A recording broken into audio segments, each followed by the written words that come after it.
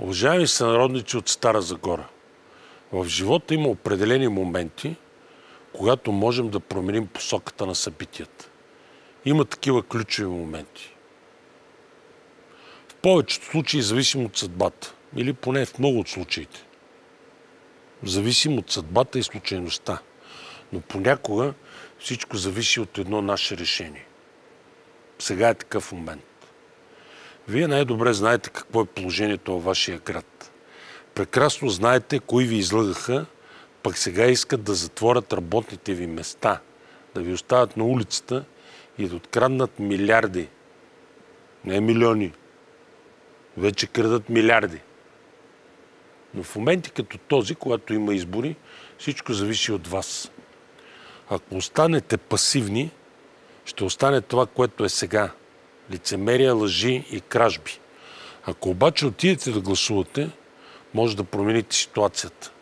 Може да изберете друг кмет, други общински съветници, които ще бъдат вашите очи и уши и ще защитават вашите интереси. Замислете се, вие сте повече от купените гласове. Да, вие сте повече от корпоративните гласове. Вие сте повече от твърдите партийни ядра. От вас зависи. И това не е метафора. Това е факт. От вас зависи.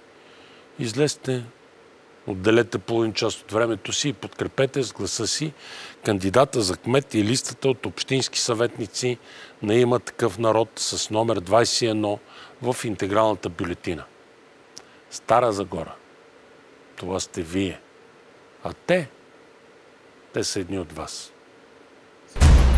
Има такъв народ. Номер 21 в интегралната бюлетина. Държавата, това сте вие. Купуването и продаването на гласове е престъпление.